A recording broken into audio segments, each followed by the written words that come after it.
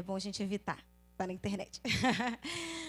Então, meus irmãos, queria começar, pode passar próximo slide, me apresentando. Eu sou a Bárbara e esse é o meu esposo, o Pablo. Ele não está aqui porque ele está em outra igreja ministrando, né? Como a Suelen falou, a gente está espalhado por aí, viemos em 15 e cada um está numa igreja diferente. Hoje de manhã, por exemplo, eu estava na igreja do Galo Branco, meu esposo estava lá no Recreio. Agora à noite eu estou aqui, Jardim Alcântara, e ele está lá em Éden, São João de Meriti. Mas esses somos nós. Nós nos casamos no ano de 2017. 2018 nós fizemos a academia missionária do Conselho de Nova Vida. Lá nós assistimos um documentário sobre o Projeto Sertão. 2019 nós fomos para lá passar um período das nossas férias. 2020 nós fomos morar lá. Nós entendemos que o Senhor estava nos chamando para viver esse propósito. E estamos lá desde então, servindo no Projeto Sertão, mais especificamente na Igreja de Nova Vida de Janaúba, que fica no norte de Minas Gerais. Pode passar.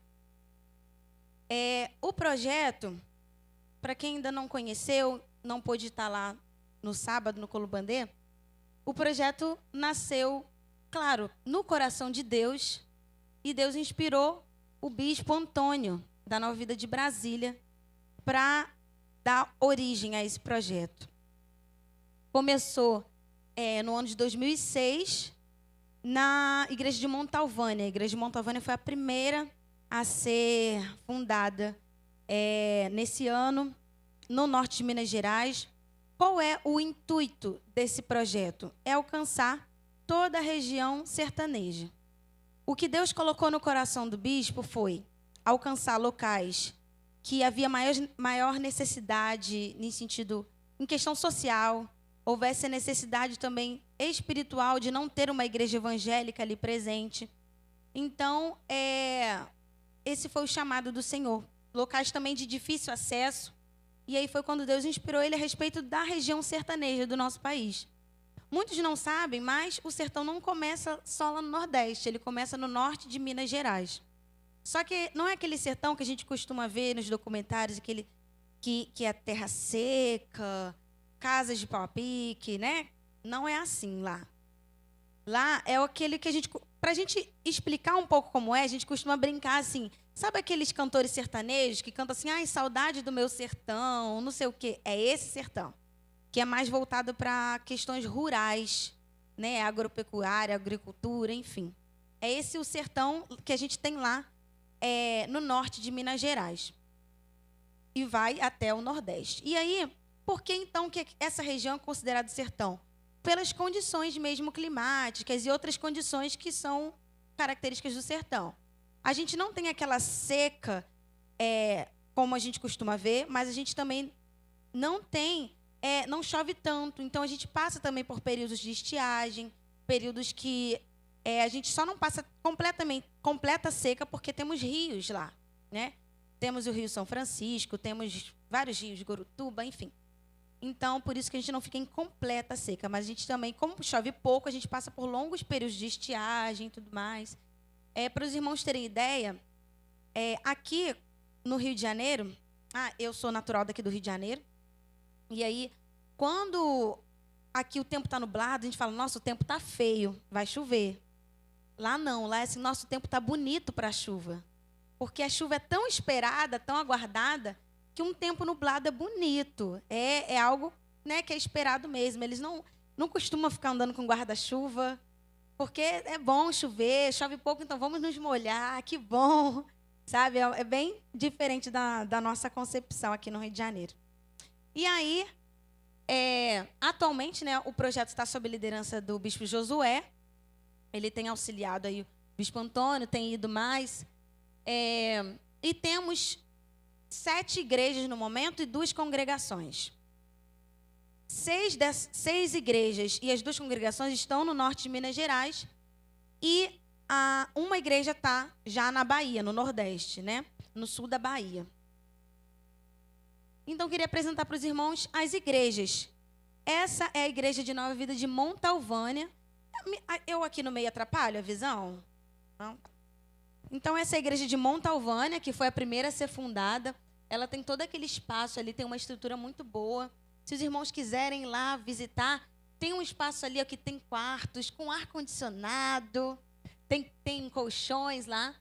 Então, tem toda uma estrutura para receber também pessoas, para estarem conhecendo o projeto, para estarem passando um tempo lá. Eu e meu esposo, quando a gente foi em 2019, a gente ficou lá, na igreja de Montalvânia. Essa é a igreja de Juvenília. Ela também tem estrutura para receber as pessoas. Juvenília é distrito de Montalvânia. É isso? Não, esquece. Juvenília é uma outra cidade. É bem pequena também. Pode passar. Essa é a de Pitarana. Isso, Pitarana, que é distrito de Montalvânia. Tem muito pouquinhos habitantes. Essas cidades que eu estou mostrando, a maior é Janaúba, que tem 70 mil habitantes. Mas ainda é bem interior, né? Bem interior. As outras cidades, vocês vão ver que tem algumas que são bem pequenas. Essa, por exemplo, é a de São Sebastião de Poções, que é distrito de Montalvânia também. Ela tem poucos mil habitantes. Se eu não me engano, eu não lembro se é São Sebastião ou se é Monte Rei, que tem apenas 2 mil habitantes. Outras têm só 5 mil habitantes. São cidades bem pequenininhas. Essa é a de Monte Rei. Como vocês puderam ver, a de São Sebastião e a de Monte Rei, a gente ainda não tem o templo construído. A gente tem essas salas, e aí nessas salas a gente usa uma delas para fazer o culto, outra para ficar com as crianças, uma banheiro e outra cozinha. É basicamente isso. Mas os irmãos têm se reunido lá, tem sido bênção também. Alguns irmãos de Monte Rei vieram também com a gente, estão pregando em outras igrejas. Essa é a de Janaúba. Deus nos abençoou. Tem 1 ano que a gente está nesse templo. Ainda não é o nosso templo próprio. A igreja de Janaúba é a única que não tem ainda um templo próprio. A gente está num local alugado. Mas a gente estava num local que eram 2 lojas, eram num centro comercial. Então a igreja tinha pouca visibilidade. Agora Deus nos abençoou, a gente está nesse local que antigamente era um salão de festas. E estamos lá num espaço mais residencial. Então mais pessoas têm se achegado para a honra e glória do Senhor Jesus. E o mais legal é que não são pessoas que estão saindo de uma igreja vindo para a nossa, mas são pessoas que têm conhecido Jesus através dessa igreja e pessoas também que estavam desigrejadas e também encontraram ali uma família para congregar, para a honra e glória do Senhor Jesus. Essa é a igreja de Carinhanha, que é a primeira no Nordeste mesmo, que fica na Bahia, Carinhanha. E as nossas congregações. Essa é a congregação de Vila Nova dos Poções, que é distrito de Janaúba. Pode voltar mais um pouquinho? Isso. Essa é distrito de Janaúba, Vila Nova dos Poções, é uma região quilombola. E estamos lá também com a nossa igreja, para a honra e glória do Senhor Jesus, também alugada por enquanto, porque Deus vai prover. E, gente, o mais legal é que aí era um bar. E hoje é uma igreja, para a honra e glória do Senhor Jesus. Nessas regiões, gente, tem muitos bares. Porque são poucos locais de entretenimento, né? Poucas atividades para fazer. Então, eles bebem muito. Tem muito bar em todo quanto é lugar. A gente vê o local mais afastado possível, tem um bar lá. Infelizmente. Então, ter deixado de ser um bar para ser uma igreja é uma bênção enorme. E aí temos irmãos lá congregando, temos bastante jovens lá. Pode passar. E essa é a congregação de Montes Claros, que está começando agora também. A gente ainda se reúne na casa dessa irmã, essa irmã aqui do canto, que é a Elisângela. Ela também está em alguma igreja aí pregando também. Esqueci qual lugar que ela está, mas está por aí também. E essa é a nossa congregação lá. Graças a Deus também tem se mantido firme. E seguimos aí para a honra e glória do Senhor Jesus. Amém? Eu queria falar com os irmãos também algumas dificuldades. Os irmãos não vão conseguir ler ali, mas, enfim, depois os irmãos passam esses slides, porque eu vou evitar falar algumas coisas por causa da filmagem. Mas, enfim, ali no primeiro tópico a gente está falando de uma questão religiosa muito forte que a gente tem lá, que é uma das dificuldades que a gente encontra. Por causa disso, dessa questão religiosa que é muito forte, muitos acabam não se abrindo para o Evangelho, não se abrindo para escutar o Evangelho. Por que acontece? Muitas famílias quando a pessoa recebe a Cristo, o que a família faz? Rejeita ela, afasta ela. Porque tem que seguir a tradição da família. E se a pessoa não segue essa tradição, ela é deixada de lado. Outra questão espiritual que a gente tem muito lá é a questão de opressão espiritual mesmo. Uma das nossas cidades lá, para vocês terem ideia, ela recebe o nome dela é por causa do seu fundador, que era conhecido pelas suas questões espirituais de bruxaria, essas coisas. O que acontece? Esse fundador dessa cidade, ele era conhecido por virar um toco de madeira. Quando iam procurar ele era envolvido em muitas coisas erradas, e quando procuravam ele virava um toco de madeira. Outros acreditam também que ele virava um touro branco e vagava pela cidade à noite. E essa pessoa que tem que tinha, né, esse viés, foi essa pessoa que deu origem à cidade. Então, isso é só um exemplo para os irmãos entenderem como existe uma opressão espiritual também nessa região. E principalmente nessa localidade que eu estava falando com os irmãos. Lá também tem um índice de suicídio alto, principalmente em relação aos jovens. E como eu falei, não tem muitas atividades. E, além disso, o nível de escolaridade, o poder aquisitivo é muito baixo. Então, muitos jovens lá não têm perspectiva, não têm planos para o futuro, não têm sonhos. E, por isso, acaba que o índice de suicídio é muito alto. Infelizmente, é uma região que também carrega, né, essa questão espiritual mesmo. Porque se a gente tem a nossa vida nas mãos do Senhor, a gente sabe que o nosso alvo é Ele, o nosso propósito é Ele. Mas, infelizmente, muitos ainda não conhecem isso, não conhecem a razão da sua vida, da sua existência, e cometem esse ato. Lá também tem um índice... Enfim, também não vou poder mencionar aqui, mas depois os irmãos vão ter acesso a esse slide. Eu peço depois, se puder, mandar aí. Mas tem um índice de violência, e essa determinada violência no seio familiar, que é muito forte. Acontece muito e é acolhido, é acoitado pela família. As pessoas, o seio familiar não tem aquela coisa que a gente tem aqui de... Vamos combater, vamos denunciar. Não acontece isso. Eu estava contando mais cedo que uma certa vez a gente estava visitando uma dessas cidades, um desses distritos, e uma irmã pediu que eu orasse porque a filha dela tinha fugido de casa. A filha dela tinha 18 anos, tinha fugido de casa. Eu disse para ela, não, irmã, vamos orar. Vamos orar, sua filha vai voltar em nome de Jesus. E depois que eu soube, a filha dela fugiu de casa porque ela estava sofrendo essa violência. Então, ela fugiu para fugir dessa violência. E para os irmãos verem que nível que chega, porque essa senhora ela tinha esse conhecimento. Mas lá é normal. Infelizmente, em muitas famílias isso é normal, isso é comum. E aí, a partir dali, eu não orei mais para que aquela menina voltasse. Eu orei para que o Senhor fizesse prosperar onde ela estivesse, abençoasse, desse um emprego, um estudo, e ela não precisasse mais voltar, porque... não tem como voltar para o local que era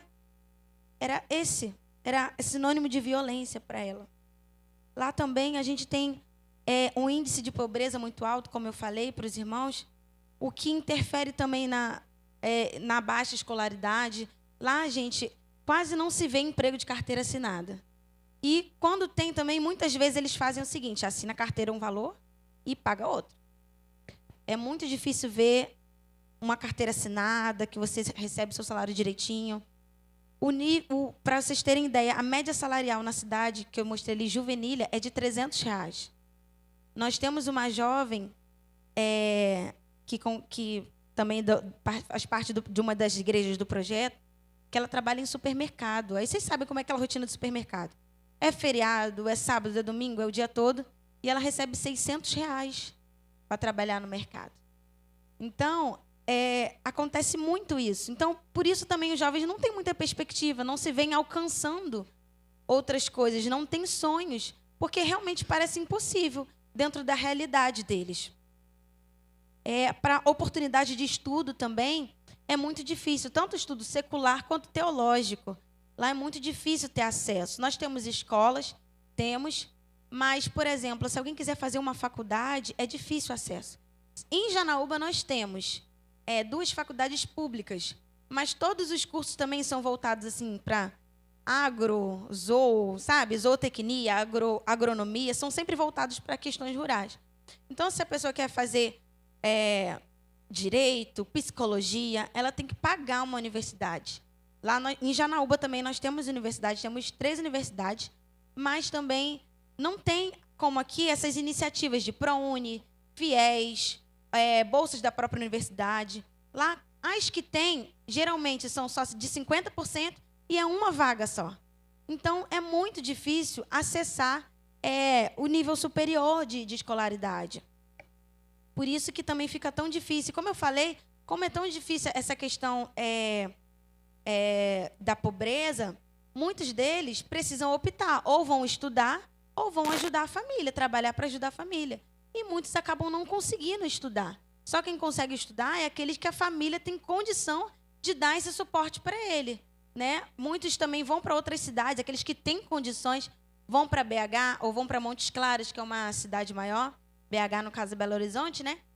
Para fazer a faculdade lá, porque lá tem universidade pública que consegue mais acesso, mas isso são só as famílias que conseguem dar esse suporte para os jovens, e o número é mínimo, infelizmente. E aí eu queria mostrar para os irmãos contar algumas experiências que vivemos lá. Essa é uma casa lá no Quenquém. Quenquém é um distrito de Janaúba. Essa senhora aqui que está no canto, que está sem máscara, é a dona Marieta. Nós fomos lá, nós tivemos... A gente fazia um trabalho lá também, com cestas básicas e tudo mais, e nós conhecemos essa senhora e aí soubemos que ela não tinha banheiro em casa. Esse distrito é uma área bem rural mesmo, bem afastada da cidade, e ela não tinha um banheiro em casa. E tendo 3 filhos com deficiência, e uma delas ainda com deficiência intelectual e física, ela também não tinha uma pia, um tanque para lavar roupa, para lavar louça. Então, ela tinha só uma bica no meio do quintal, que ela tinha que se abaixar lá para lavar as coisas. Então, quando a gente teve conhecimento disso, a gente mobilizou algumas igrejas para estar ofertando, mobilizamos a nossa igreja também, o que a gente pôde fazer. Entramos em contato com quem pudemos para estar construindo um banheiro. Pode passar. Isso. E aí foi quando a gente começou não, já estava quase finalizando a construção do banheiro. Aqui, né, nesse canto é o banheiro, colocamos essa pia e o tanque aqui para ela poder lavar louça, lavar roupa no tanque, lavar louça ali na pia sem precisar se abaixar, né, que já é uma senhora idosa. Fizemos esse banheiro também. Quem imagina, irmãos, se de madrugada dá vontade de ir ao banheiro, ter que ir no quintal, num buraco lá no quintal, é bem difícil. E aí fizemos esse banheiro também acessível. Nós conseguimos uma cadeira de rodas para a filha dela e fizemos esse banheiro acessível para que ela conseguisse também entrar, cuidar da sua filha, prover suas necessidades. Pode ir. Aí, finalizando, né, pintamos também toda a casa, colocamos a caixa d'água também que não tinha. Pode ir. Essa creche, irmãos, não sei quantos lembram dessa história, há muitos anos atrás, de um incêndio que teve numa creche, que um vigia colocou fogo, foi lá em Janaúba. Foi nessa creche, antigamente chamava Gente Inocente, hoje tem o nome de Eleide Abreu, que foi a professora que faleceu tentando salvar e salvando algumas das crianças. Foi uma questão também que impactou toda a cidade. Esse aqui da frente é o pastor Nilzo, tá? É com quem nós temos contribuído lá na igreja de Janaúba. Ele que está à frente da igreja e a gente contribui com ele lá. E aí a gente desenvolve um trabalho lá também com as crianças, sempre nessas épocas de Natal, Ano Novo, Dia das Crianças, a gente sempre está lá contribuindo. Essa é uma outra escola, a gente faz trabalhos também em escolas, pode ir passando. Trabalhos em escolas também, falando de Jesus para as crianças. Outra escola lá, graças a Deus, a gente tem facilidade, tem acesso a escolas Aqui no Rio de Janeiro é mais difícil, né? Falar de Jesus nas escolas.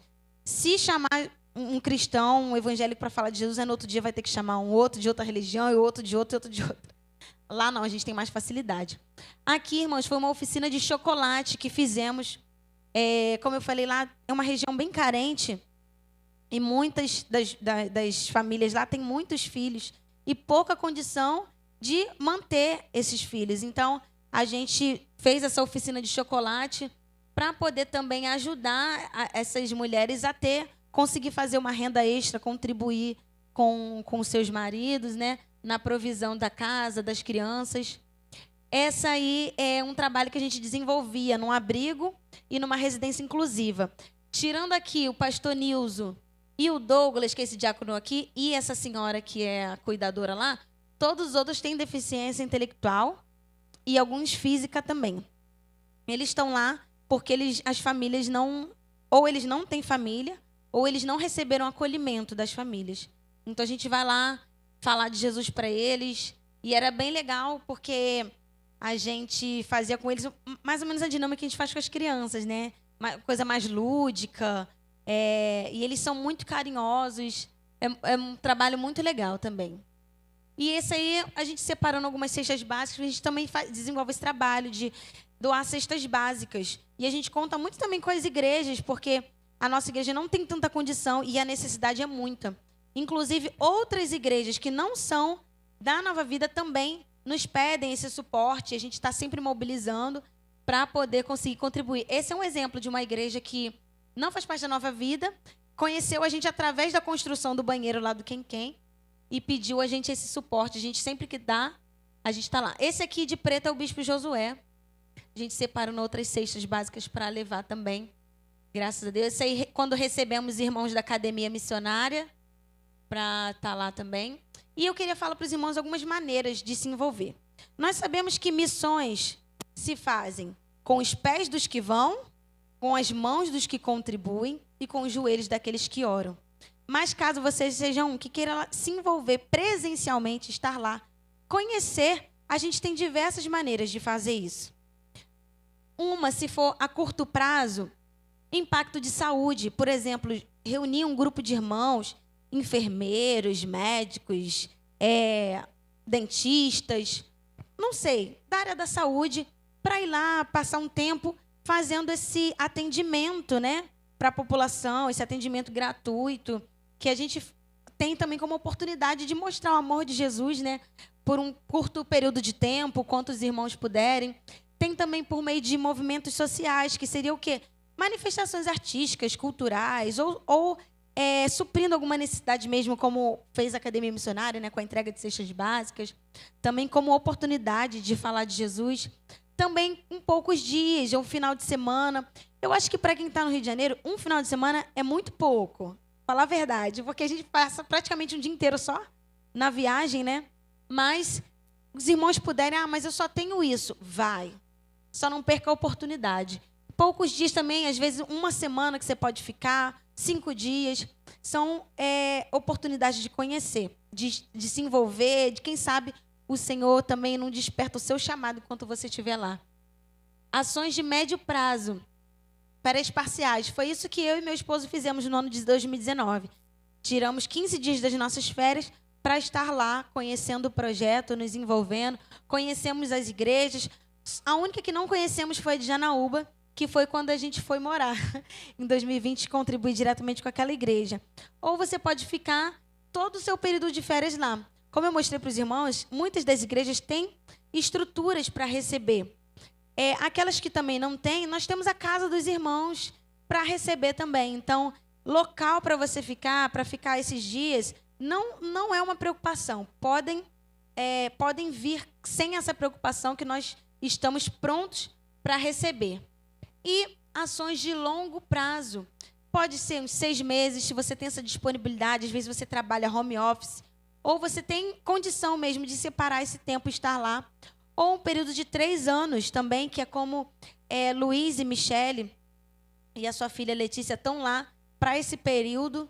Eles foram enviados pela Nova Vida de Nova Cidade, e estão lá em Montalvânia, servindo, contribuindo. Eu e meu esposo fomos enviados pela Igreja Nova Vida de Éden, pastor Glaucio, e estamos lá há 4 anos já. Passamos até desse período. Deus tem nos mantido lá por esse tempo. E enquanto Deus disser que é isso, a gente está lá, né?